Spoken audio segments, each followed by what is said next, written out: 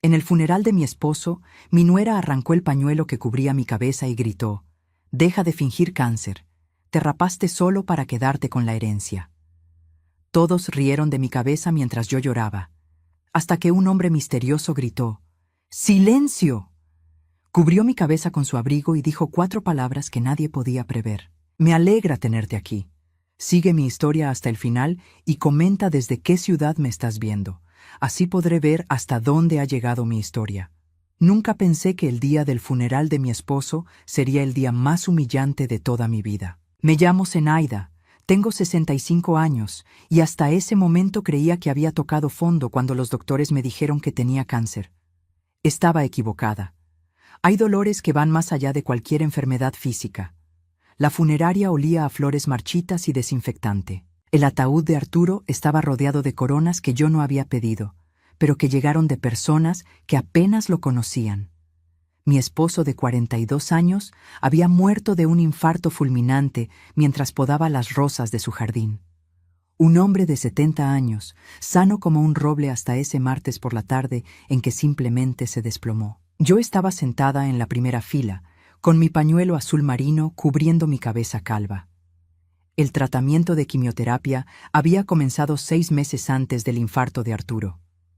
Él me acompañó a cada sesión, sostuvo mi mano cuando vomitaba hasta no poder más, y me compró 5 pañuelos diferentes para que pudiera elegir según mi estado de ánimo. El azul marino era mi favorito porque era el color de sus ojos. Abril, mi nuera de 38 años, llegó tarde como siempre. Llevaba un vestido negro demasiado ajustado y tacones que resonaban contra el piso de mármol como martillazos. Su esposo Carlos, mi hijastro, caminaba detrás de ella con la cabeza gacha. Desde que Arturo se casó conmigo hace 15 años, Abril nunca me aceptó. Para ella, yo era la intrusa que se había metido en su familia perfecta. Durante la ceremonia, noté cómo Abril me miraba con desprecio. Cada vez que alguien se acercaba a darme el pésame, ella fruncía los labios. Cuando la hermana de Arturo me abrazó y dijo que él había sido muy afortunado de tenerme a su lado durante la enfermedad, vi cómo Abril apretaba los puños. El momento de mayor tensión llegó cuando el pastor pidió que alguien de la familia dijera unas palabras. Yo había preparado un pequeño discurso sobre el amor que Arturo y yo compartimos durante estos 15 años, pero antes de que pudiera levantarme, Abril se puso de pie. «Yo voy a hablar por la familia», anunció con voz firme. Se dirigió al pódium con pasos decididos. Su rostro tenía una expresión que no supe interpretar en ese momento, pero que ahora reconozco como pura maldad calculada. «Mi suegro Arturo fue un hombre maravilloso», comenzó, «pero en sus últimos años tuvo que soportar muchas cargas innecesarias». Mi estómago se contrajo. Sabía que se refería a mí, a mi enfermedad, a los gastos médicos. Arturo nunca se quejó. Nunca me hizo sentir como una carga, pero Abril siempre insinuaba que yo estaba arruinando sus últimos años de vida. «Hay personas que se aprovechan de la bondad de los demás», continuó. «Personas que fingen enfermedades para conseguir atención y dinero». El salón se llenó de murmullos incómodos. Algunas personas me miraron con confusión. Yo sentí como si me hubieran golpeado en el estómago. No podía creer que estuviera insinuando eso en el funeral de su propio suegro. Pero lo peor estaba por venir. Abril bajó del pódium y caminó directamente hacia mí. Sus ojos brillaban con una crueldad que me heló la sangre. Se detuvo frente a mi silla y, sin previo aviso, extendió su mano hacia mi cabeza. «Basta de esta farsa», gritó mientras tiraba de mi pañuelo azul marino. La tela se deslizó de mi cabeza, dejando al descubierto mi cráneo completamente calvo. Sentí el aire frío contra mi piel desnuda y la mirada de todos los presentes clavada en mí. El silencio que siguió fue ensordecedor. «¡Miren todos!», exclamó Abril, agitando mi pañuelo en el aire como un trofeo. «Esta mujer se rapó la cabeza para fingir que tiene cáncer. Todo para quedarse con la herencia de Arturo». Las risas comenzaron como un murmullo, pero rápidamente se convirtieron en carcajadas abiertas. Algunas de las personas que habían venido por compromiso social se reían sin disimulo. Escuché a alguien susurrar. Siempre me pareció sospechoso que se enfermara justo cuando Arturo empezó a hablar de cambiar su testamento. Intenté cubrirme la cabeza con las manos, pero era inútil. Las lágrimas comenzaron a rodar por mis mejillas mientras el eco de las risas resonaba en mis oídos. Abril sonreía triunfante, como si acabara de ganar una batalla que había estado librando durante años. «Es una farsante», gritó otra vez. Arturo era demasiado bueno para darse cuenta, pero nosotros no somos tontos. Cerré los ojos, deseando que la tierra me tragara. Quería gritarles que era real, que tenía los análisis médicos, que había pasado noches enteras vomitando hasta desmayarme, que había perdido 20 libras en 3 meses. Pero las palabras no salían de mi garganta cerrada por la humillación. En ese momento de máxima desesperación, cuando pensé que no podía soportar ni un segundo más de esa tortura pública, una voz profunda y autoritaria cortó el aire como un trueno. ¡Silencio! Todo el salón se quedó mudo instantáneamente. Las risas se cortaron de manera tan abrupta que el contraste fue perturbador. Levanté la vista y vi a un hombre mayor, de unos 70 años, caminando hacia nosotros con pasos firmes y decididos. Llevaba un abrigo largo de color gris oscuro y su presencia irradiaba una autoridad que hizo que hasta Abril retrocediera. El hombre llegó hasta mí y, sin decir una palabra, se quitó su abrigo y lo colocó suavemente sobre mi cabeza, cubriéndome con una ternura que contrastaba completamente con la dureza de su voz cuando había gritado. Todo el mundo lo miraba expectante, especialmente Abril, cuyo rostro había perdido todo rastro de triunfo y ahora mostraba algo que parecía miedo. El hombre la miró directamente a los ojos y, con una voz que llegó hasta el último rincón del salón, pronunció 4 palabras que nadie en esa habitación jamás olvidaría. «Ella se está muriendo». Esas fueron las 4 palabras que el hombre pronunció, y fue como si hubiera detonado una bomba en medio del salón. El silencio que siguió era tan denso que podía sentirlo presionando contra mis oídos. Abril se quedó paralizada, con mi pañuelo aún en sus manos temblorosas. Pero antes de explicar quién era ese hombre y por qué sus palabras tuvieron tanto impacto, necesito contarte cómo llegamos a ese momento. Porque la crueldad de Abril no había comenzado ese día. Había sido una tortura lenta que duró años. Hace 3 años, durante la Navidad del 2020, Abril llegó a nuestra casa con un regalo envuelto en papel dorado. Arturo estaba encantado. Siempre había soñado con tener una relación cercana con su nuera. Cuando abrí la caja, encontré una peluca rubia y rizada, completamente diferente a mi cabello castaño natural. «Pensé que te gustaría cambiar de look», dijo con una sonrisa que no llegaba a sus ojos.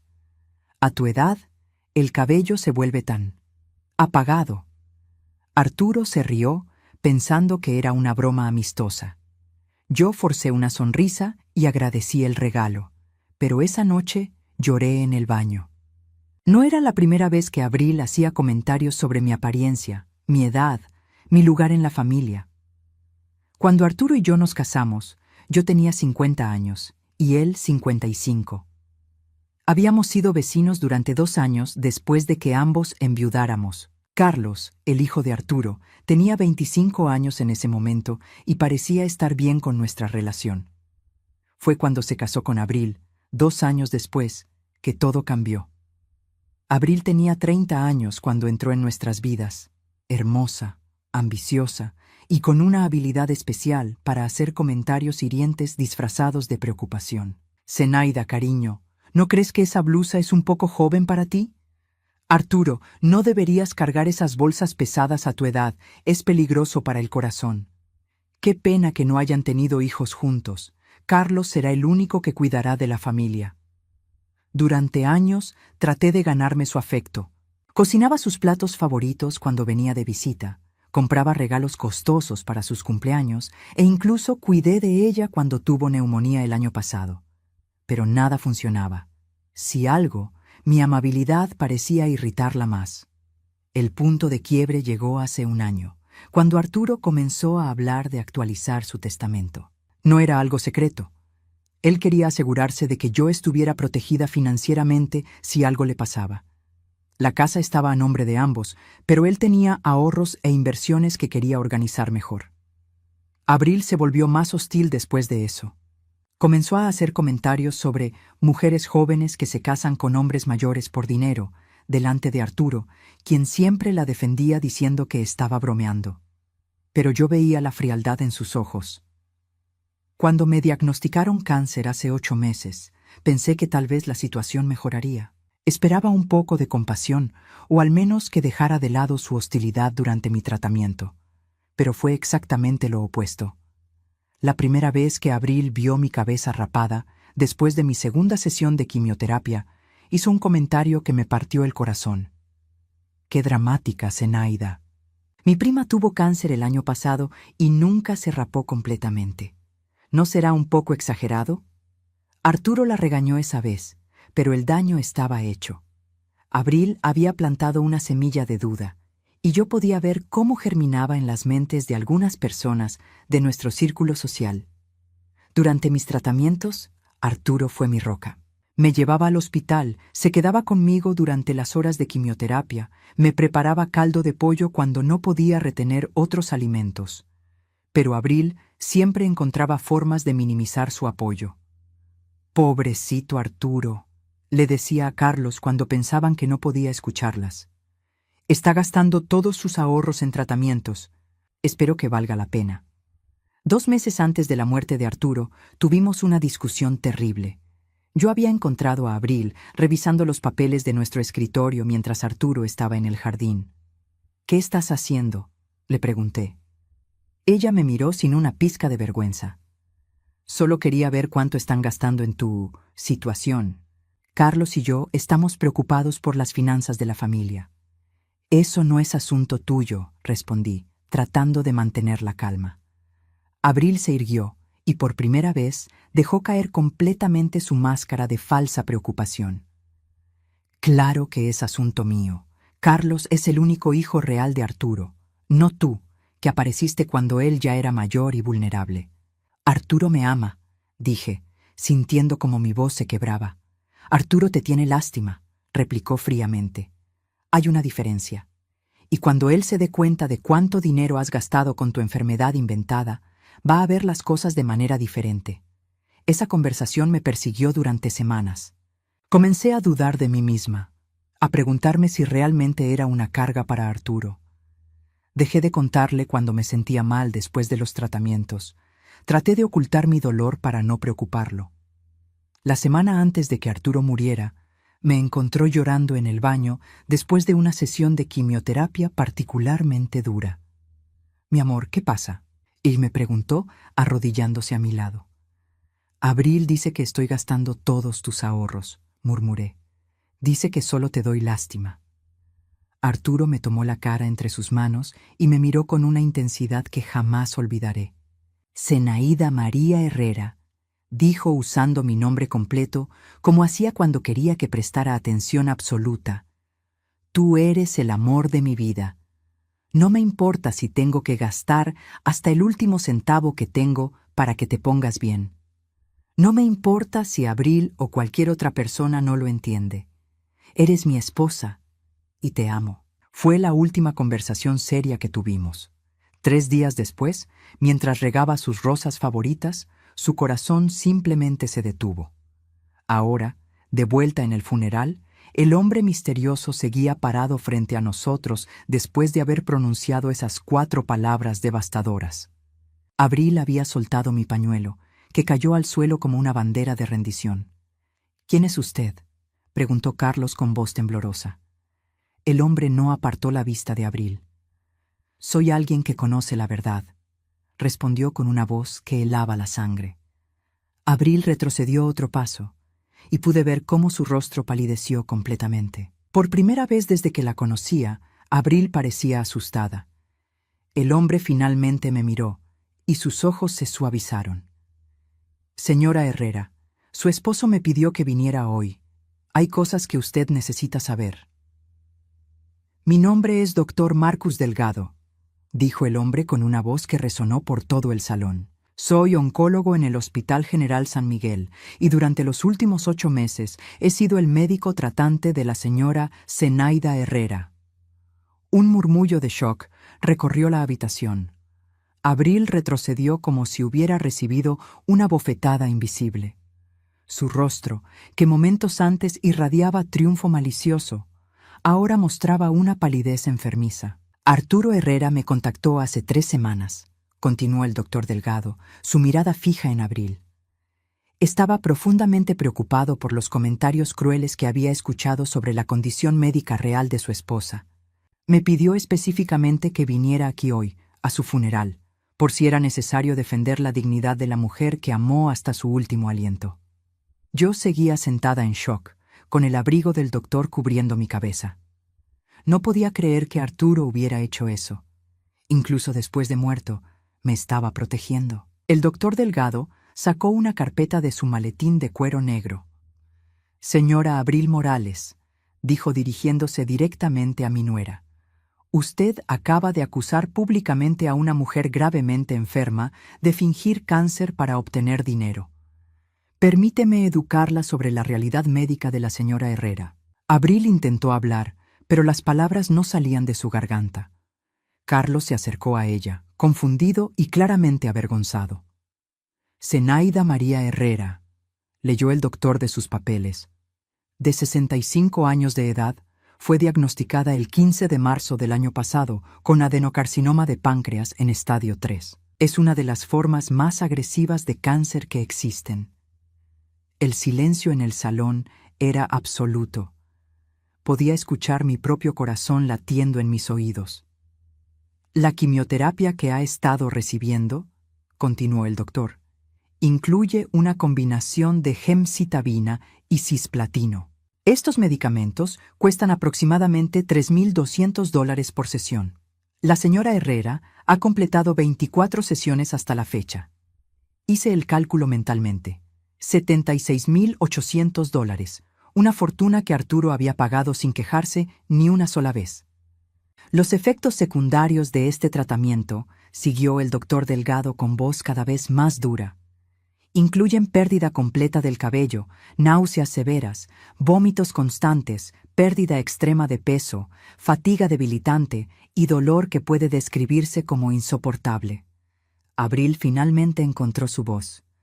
Pero ella se ve bien. No está tan enferma como dice». El doctor Delgado la miró con una expresión que podría haber derretido acero. «Señora Morales, ¿es usted médica? ¿Tiene algún entrenamiento en oncología? ¿O simplemente disfruta torturando a mujeres que están luchando por sus vidas?» Carlos tomó del brazo a su esposa. «Abril, para allá», murmuró, pero ella se zafó. «Tiene que haber un error», insistió Abril, aunque su voz ahora sonaba desesperada. Ella no actúa como alguien que está». «¿Que está muriendo?», completó el doctor.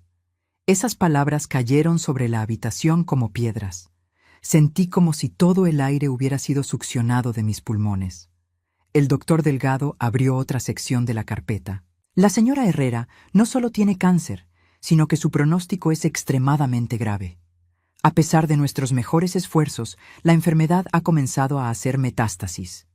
Las lágrimas comenzaron a rodar por mis mejillas nuevamente, pero esta vez no por humillación, sino por el peso aplastante de escuchar mi sentencia de muerte pronunciada en voz alta.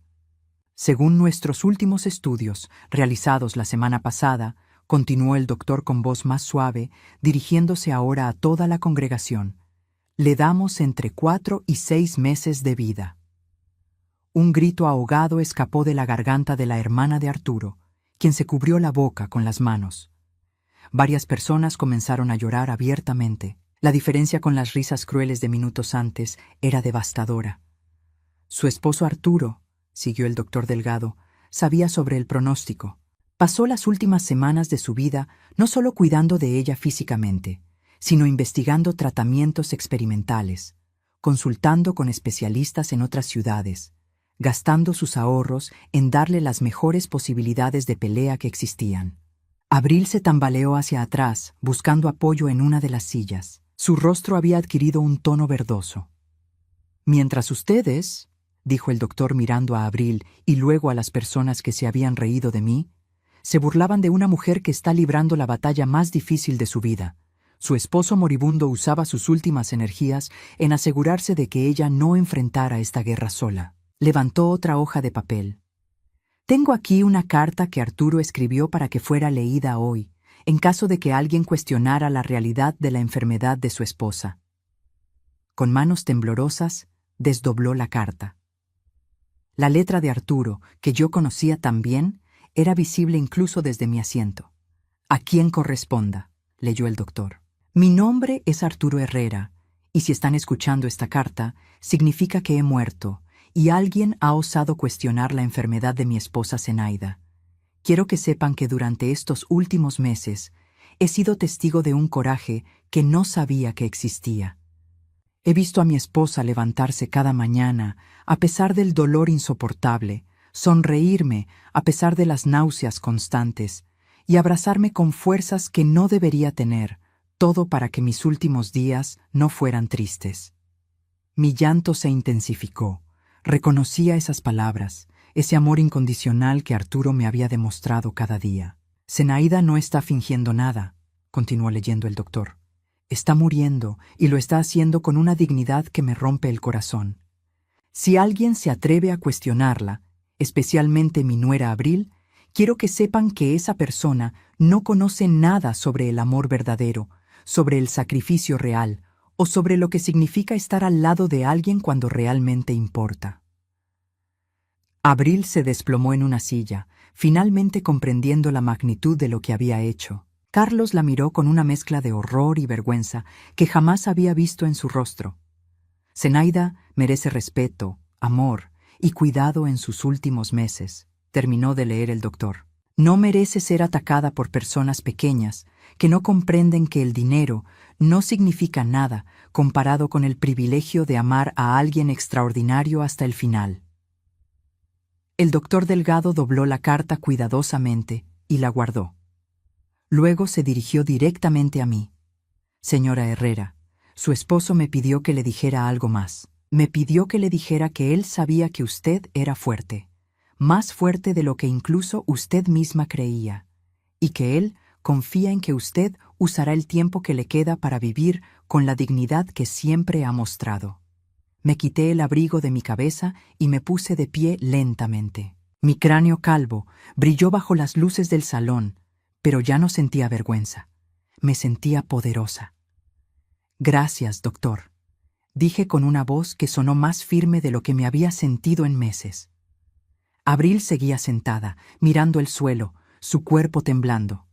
El silencio que siguió fue diferente al anterior. No era el silencio de la expectativa o del shock, sino el silencio del arrepentimiento colectivo. Pero había algo más en los ojos del doctor Delgado, algo que me dijo que la revelación no había terminado. El doctor Delgado cerró su carpeta médica y sacó otro sobre de su maletín. Este era más grueso, sellado con cera roja, y tenía mi nombre escrito en la letra inconfundible de Arturo. «Señora Herrera», dijo con solemnidad, «su esposo me confió esto con instrucciones muy específicas. Debía entregárselo hoy, después del funeral, pero dadas las circunstancias». Miró hacia Abril con desdén. «Creo que es apropiado hacerlo ahora». Tomé el sobre con manos temblorosas. El sello de cera estaba intacto, lo que significaba que nadie más lo había abierto. En la esquina superior derecha, Arturo había escrito: «Para mi amada Zenaida, cuando más lo necesite. Ávalo», me animó el doctor suavemente. Rompí el sello y saqué varios documentos doblados. El primero era una carta personal, pero debajo había papeles oficiales que reconocí inmediatamente como documentos legales. Comencé a leer la carta en voz alta, sintiendo que Arturo me daba fuerzas desde donde estuviera. «Mi querida Zenaida, si estás leyendo esto, significa que he muerto y que alguien ha cuestionado tu lugar en nuestra familia. Quiero que sepas que durante estos últimos meses, mientras te cuidaba y te veía luchar contra el cáncer con valentía sobrehumana, tomé algunas decisiones importantes». Abril levantó la cabeza bruscamente, sus ojos llenos de pánico. «Hace 3 meses fui al despacho de mi abogado, Roberto Castillo, y creé un nuevo testamento. Un testamento que reemplaza completamente el anterior, ese que Abril vio cuando revisó mis papeles sin permiso el mes pasado. Carlos palideció. Abril, ¿qué hiciste? Yo solo estaba. Tartamudeó Abril, pero no pudo terminar la frase. Continué leyendo. En este Nuevo Testamento dispongo lo siguiente. La casa donde hemos vivido felices estos 15 años es completamente tuya, Zenaida. No importa lo que pase, nadie puede quitártela. Los $400,000 de mis ahorros de jubilación también son tuyos, así como mis inversiones en el banco, que suman aproximadamente $250,000 más. Abril se levantó de su silla tan rápidamente que casi se cae. Eso no puede ser legal. Carlos es su hijo. Tiene derecho a la herencia.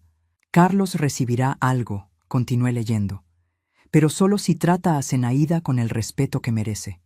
Si él o su esposa intentan hacerte daño, perderán todo. El doctor Delgado sonrió levemente. Su esposo era un hombre muy inteligente, señora Herrera.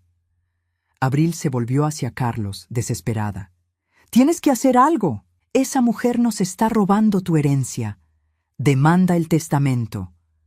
Pero Carlos estaba mirando a su esposa con una expresión que jamás le había visto.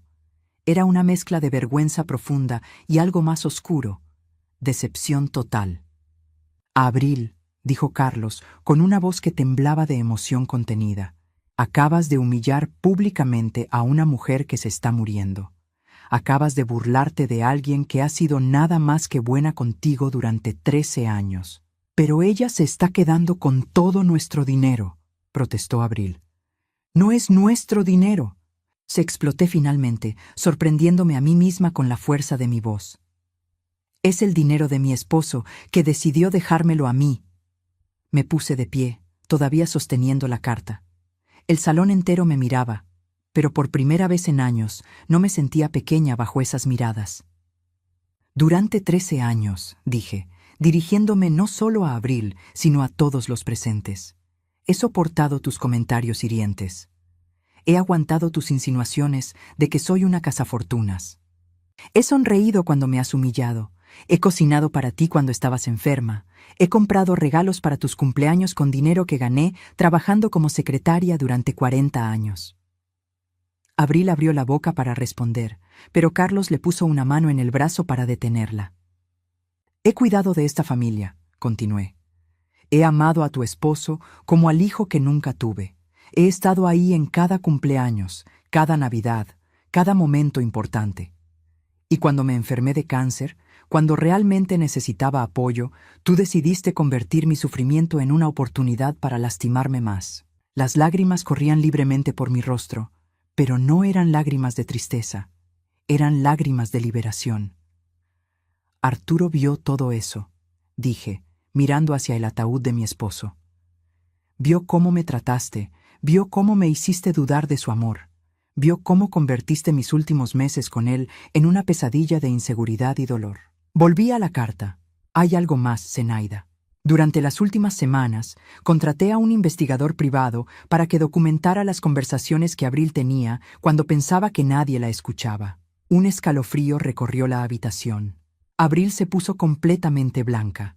El investigador grabó conversaciones donde Abril le decía a sus amigas que estaba esperando a que yo muriera para librarse de la vieja fingidora y quedarse con lo que le corresponde por derecho.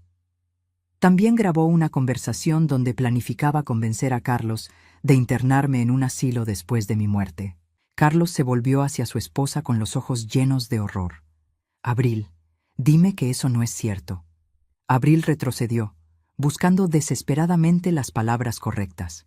Yo estaba molesta. No lo decía en serio. «También tengo grabaciones», continué leyendo, donde Abril le dice a su hermana que va a hacer todo lo posible para hacerte la vida imposible hasta que te vayas de la casa voluntariamente, para que Carlos pueda venderla y darle el dinero a ella. El silencio que siguió fue ensordecedor. Incluso las personas que se habían reído de mí minutos antes ahora miraban a Abril con disgusto absoluto. Carlos se alejó de su esposa. «¿Es cierto?», preguntó con una voz que apenas se escuchaba. Abril intentó acercarse a él, pero Carlos levantó una mano para detenerla. «Dime la verdad, Abril. ¿Planeabas internar a Zenaida en un asilo? La pausa fue demasiado larga. Cuando Abril finalmente habló, su voz era apenas un susurro.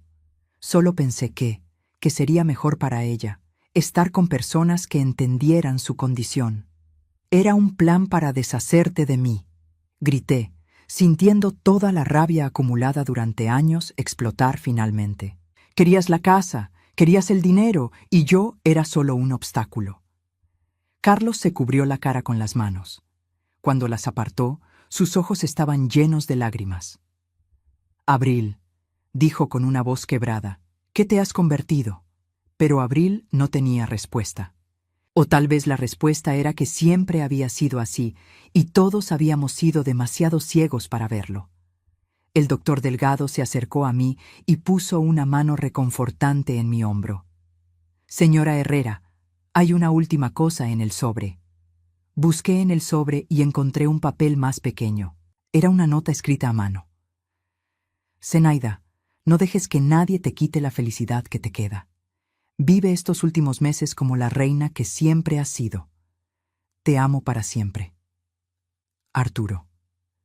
Pero lo que no sabía era que esta revelación era solo el comienzo de una transformación que cambiaría no solo mi vida, sino mi muerte. 3 semanas después del funeral, mi vida había cambiado completamente. Ya no era la mujer humillada que había sido atacada públicamente por su nuera. Ahora era Zenaida Herrera, viuda digna con recursos suficientes para vivir sus últimos meses exactamente como quisiera. La primera decisión que tomé fue contratar al abogado Roberto Castillo, el mismo que había ayudado a Arturo con el Nuevo Testamento. Roberto tenía 62 años, cabello gris perfectamente peinado y una reputación impecable en la ciudad. Cuando llegué a su oficina ese miércoles por la mañana, él ya tenía preparados todos los documentos que necesitaríamos. Señora Herrera, me dijo mientras me servía una taza de café. Su esposo me contó sobre su situación familiar. Quería asegurarse de que usted tuviera todo el apoyo legal necesario para proteger sus intereses. Le expliqué lo que quería hacer. No era venganza en el sentido tradicional, pero tampoco era perdón ciego. Era justicia cuidadosamente calculada. Primero, le dije, quiero crear un fideicomiso para Carlos. Él recibirá $100,000, pero solo cuando cumpla 40 años y solo si se divorcia de Abril antes de esa fecha. Roberto levantó una ceja. Es una condición muy específica. Carlos es un buen hombre que se casó con la mujer equivocada, expliqué. Arturo lo amaba y yo también, pero no voy a permitir que Abril se beneficie ni un centavo de la bondad de mi esposo. ¿Y si él no se divorcia? Entonces el dinero irá a la Fundación de Investigación del Cáncer del Hospital San Miguel. Roberto sonrió ligeramente. Su esposo me dijo que usted era más inteligente de lo que la gente creía. La segunda decisión fue sobre la casa. La propiedad valía aproximadamente $350,000 y sabía que no viviría lo suficiente para disfrutarla plenamente. Pero tampoco quería que Abril pusiera un pie en ella jamás. Quiero establecer que si Carlos quiere la casa después de mi muerte, le dije a Roberto, puede tenerla, pero solo si viene a visitarme al menos una vez por semana durante mis últimos meses, sin Abril. Roberto tomó notas cuidadosamente. ¿Y si no lo hace? La casa se vende y el dinero va a caridad. Era una prueba, pero una justa. Quería ver si Carlos realmente se preocupaba por mí como persona, no solo como una fuente de herencia. Los siguientes meses fueron reveladores.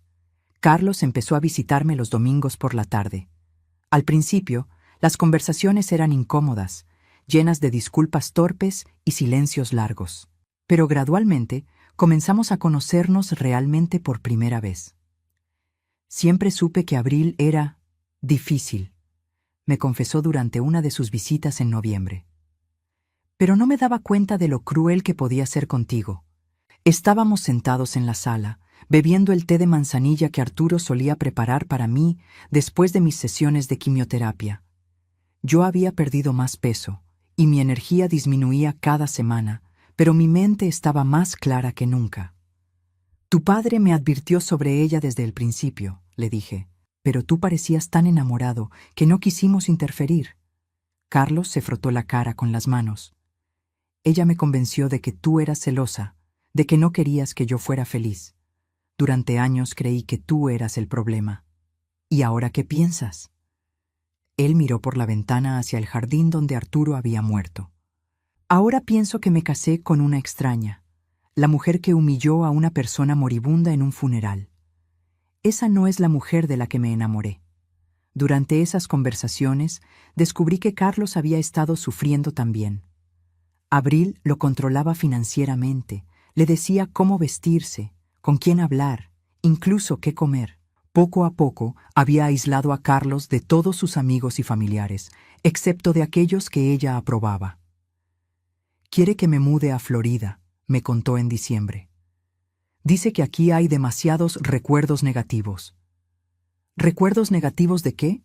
De papá, de ti, de nuestra familia. Esa conversación me partió el corazón. Abril no solo había intentado borrarme a mí de la vida de Carlos, quería borrar también la memoria de su padre. Durante mis últimos meses, también recibí visitas inesperadas. La hermana de Arturo, Elena, comenzó a venir 2 veces por semana. Me traía sopa casera y se quedaba a ver telenovelas conmigo. Varias de las amigas de Arturo del club de jardinería también empezaron a visitarme, avergonzadas por haberse reído de mí en el funeral. No sabíamos, me decía una y otra vez María, la esposa del mejor amigo de Arturo. Creímos lo que Abril insinuaba, que estabas exagerando tu enfermedad. La gente cree lo que quiere creer, le respondía. No te culpo. Pero la visita más inesperada fue la de Abril misma. Llegó un martes por la tarde en enero, cuando mi salud había empeorado notablemente. Carlos me había avisado que tal vez vendría, pero yo había asumido que no tendría el valor. Se veía terrible.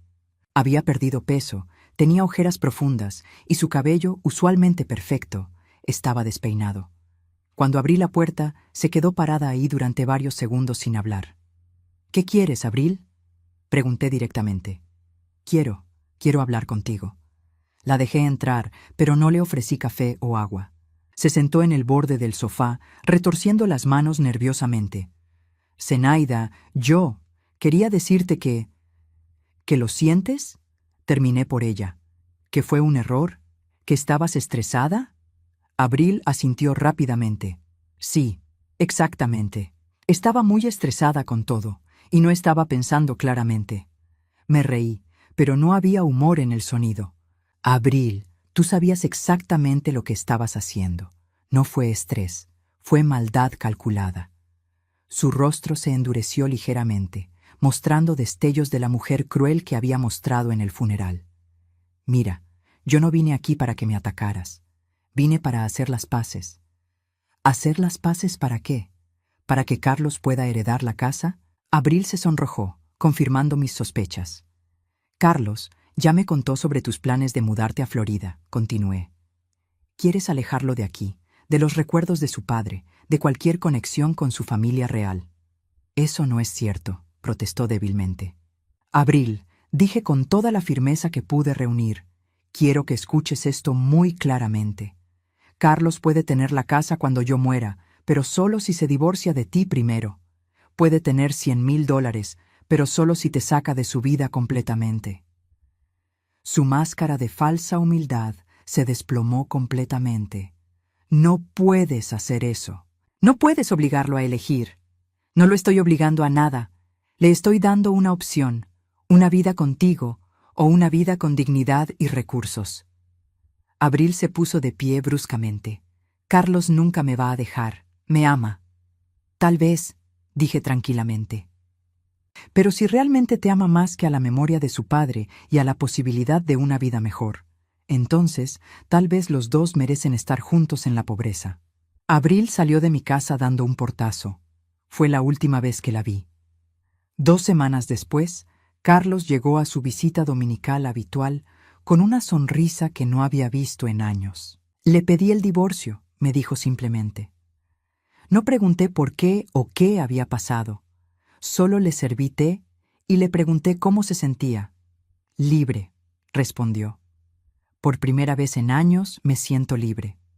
Durante mis últimos días, mientras mi cuerpo se debilitaba pero mi espíritu se fortalecía, Me di cuenta de que Arturo me había dado el regalo más valioso de todos.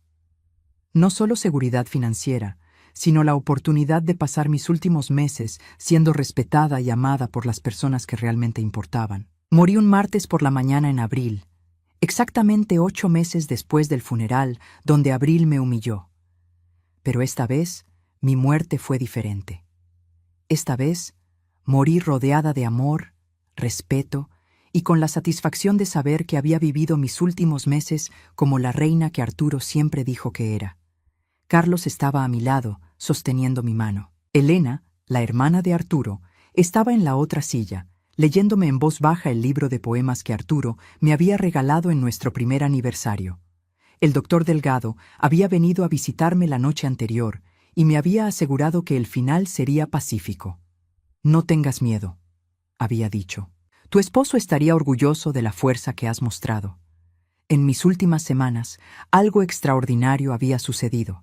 Contrario a las predicciones médicas, no había muerto en los 4 a 6 meses que habían pronosticado. Había vivido 8 meses completos después del diagnóstico terminal. El doctor Delgado llamó a esto la fuerza de la voluntad. Yo sabía que era algo más. Era la determinación de ver justicia hecha. Durante esos meses extra, había reorganizado meticulosamente cada aspecto de mi herencia. No por venganza, sino por amor hacia las personas que realmente me habían cuidado. La lectura de mi testamento se llevó a cabo una semana después de mi funeral. Roberto Castillo había organizado la reunión en su oficina, y las personas convocadas eran Carlos, Elena, el doctor Delgado, María, la esposa del mejor amigo de Arturo, y sorprendentemente, Abril. Carlos se había sorprendido al saber que Abril había sido incluida. ¿Por qué la invitó?, había preguntado. Tu madrastra tenía sus razones, había respondido Roberto misteriosamente. La mañana de la lectura del testamento, todos se reunieron en la elegante sala de conferencias de Roberto. Carlos se veía más saludable de lo que había estado en años. El divorcio había sido finalizado 2 meses antes de mi muerte, y él había usado ese tiempo para reconectarse con viejos amigos y redescubrir quién era realmente. Elena llegó vestida de negro, pero con una sonrisa en el rostro. Había heredado el amor de Arturo por la jardinería y había estado cuidando de las rosas que él había plantado en mi jardín. El doctor Delgado llegó con su maletín habitual, pero esta vez no contenía archivos médicos, sino algo mucho más personal. María entró nerviosa, sin saber por qué había sido incluida en el testamento de una mujer a quien había conocido principalmente a través de su esposo. Y finalmente, Abril llegó. Se veía diferente desde el divorcio, más delgada, más pálida, y con una dureza en los ojos que no había estado ahí antes. Se había mudado a un apartamento pequeño en el lado menos elegante de la ciudad y trabajaba como recepcionista en una clínica dental. La vida sin el apoyo financiero de Carlos había sido un despertar duro. Roberto comenzó con las formalidades legales, pero rápidamente llegó a la parte que todos habían venido a escuchar. La señora Zenaida Herrera dejó instrucciones muy específicas sobre cómo quería que se distribuyeran sus bienes, anunció. Pero también dejó cartas personales para cada uno de ustedes, que deben ser leídas antes de la distribución formal. Le entregó la primera carta a Carlos. Con manos temblorosas, Carlos la abrió y comenzó a leer en voz alta.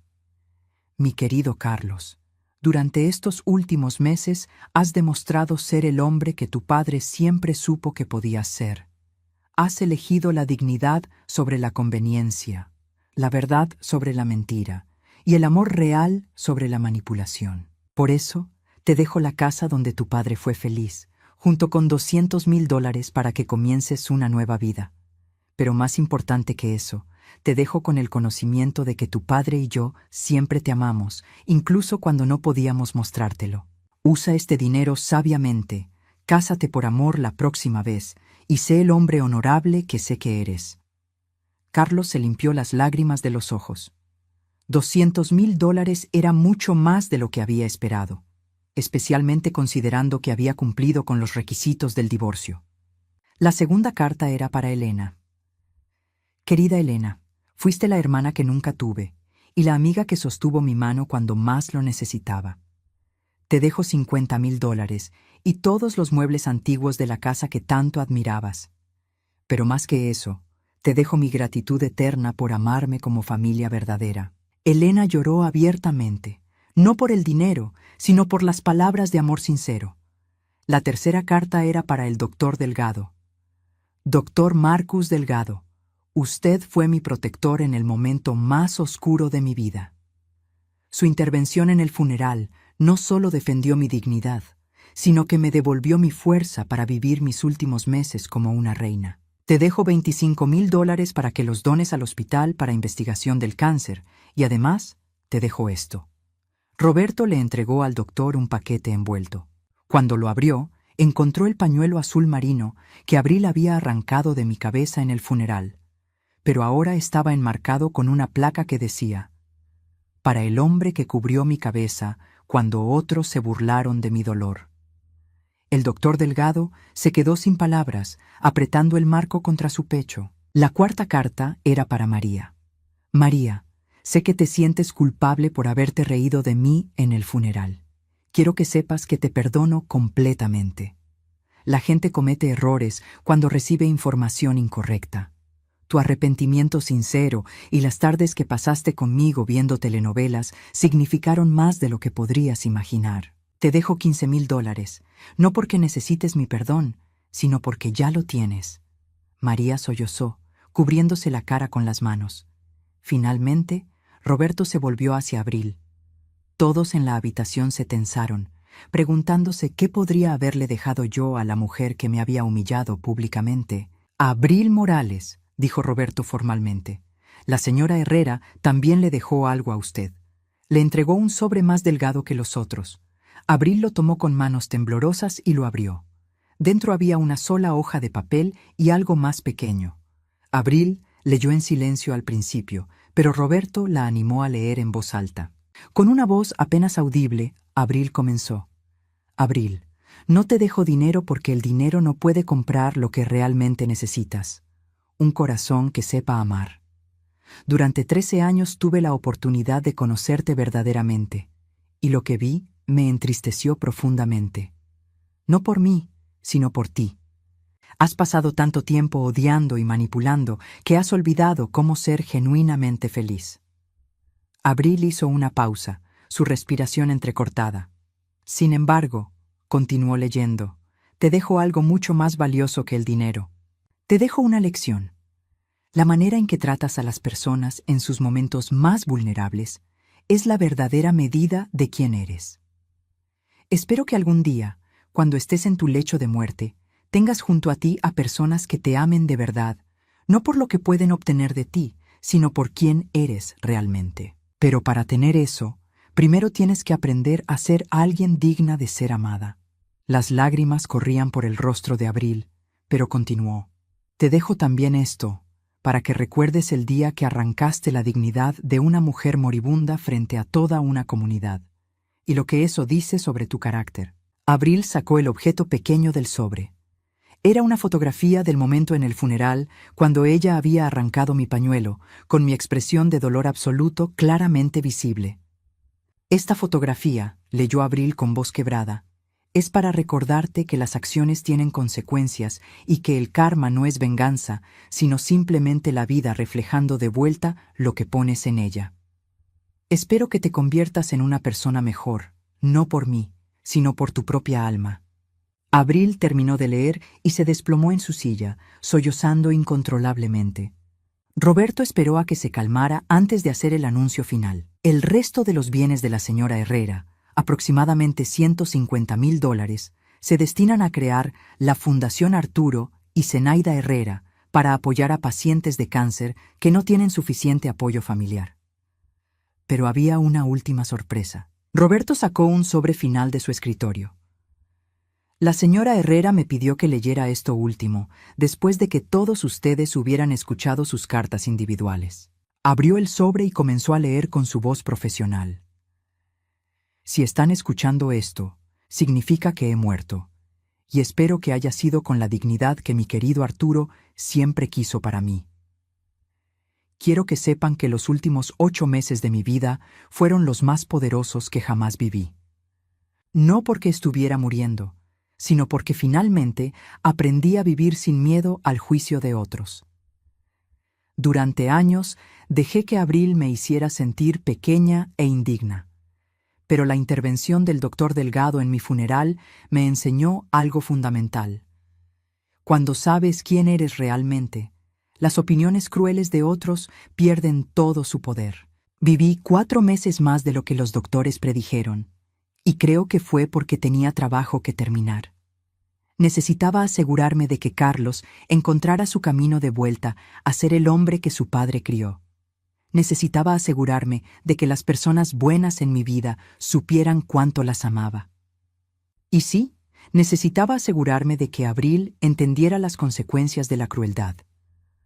Pero principalmente, necesitaba demostrarme a mí misma que una mujer de 65 años con cáncer terminal aún podía ser poderosa, aún podía ser sabia, y aún podía elegir cómo terminaría su historia.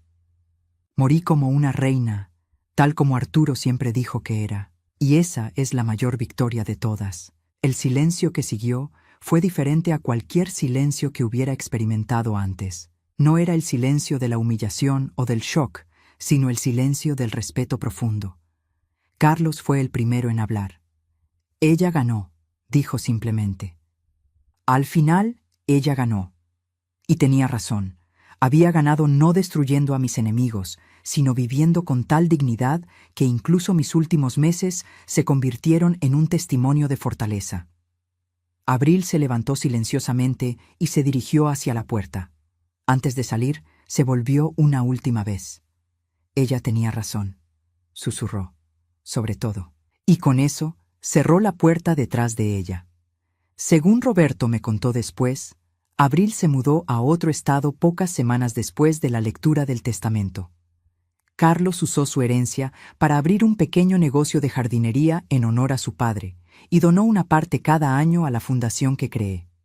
Pero lo más importante de todo, jamás volví a ser recordada como la mujer que fue humillada en un funeral. En cambio, fui recordada como la mujer que transformó su dolor en poder, su humillación en dignidad y su muerte en una lección de vida para todos los que la presenciaron. Al final, Arturo tenía razón. Yo era una reina. Solo tomó casi morir para que finalmente lo creyera.